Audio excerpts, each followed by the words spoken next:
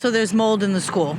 That's the overview. On the ceiling, Cafeteria, bathroom. there's some on my locker, there's some on the stairs, hallways, the ceiling.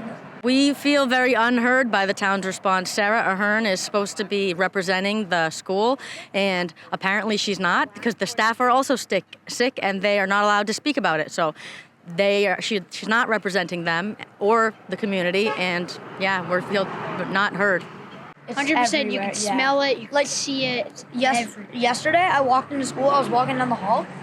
I went into a classroom. I looked at the wall because apparently there was mold in there. And me and my friend just saw the whole wall covered in mold. And then I just couldn't breathe. My throat started closing up. We got some emails saying that it had been fixed.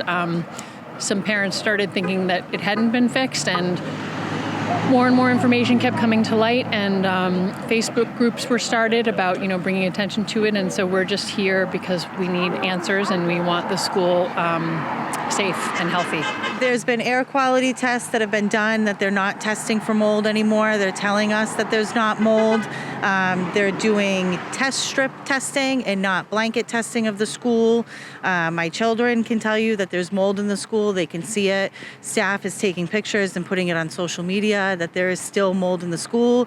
The HVAC system should have been replaced in 2019, and it hasn't. They can't run the AC. We're worried about what's going to happen mid-October when they legally have to turn on the heat. There was a very damning report that came out in 2019 about this school in particular, and the only way to fix the issue then was to replace the HVAC system, which was already very old.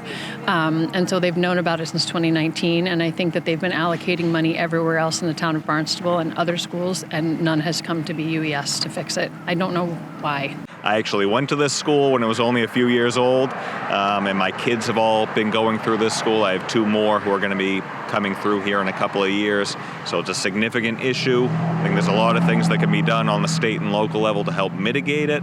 I'm also on the finance committee in the town of Barnstable, so I'm aware of some of these things. I didn't know that the problem was this bad, though, so we're seeing a lot of stuff in previous reports in previous years.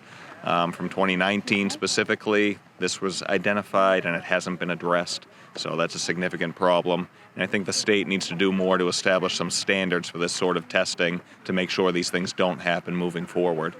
No, I don't know why you wouldn't spend the money in the beginning, to prevent this or fix it before it got out of control, because I think it's out of control now. And so there may have been more options in the beginning when they knew how bad it was, and now it's so bad that there's really one option, which is probably close the school and rip it down to the studs, put in new HVAC, and make it healthy and safe in there. Yeah, I think we all need to look into other schooling options for our children if that's our last resort. But until we do that, come to the meetings, speak at the meetings, share your opinion, and tell everybody tell the politicians and everybody trying to help us. These are our teachers, these are our children, and a lot of them are saying they're sick, and pictures are coming out daily of the mold that's still in the school. So just for everybody to stay informed and to keep fighting with us.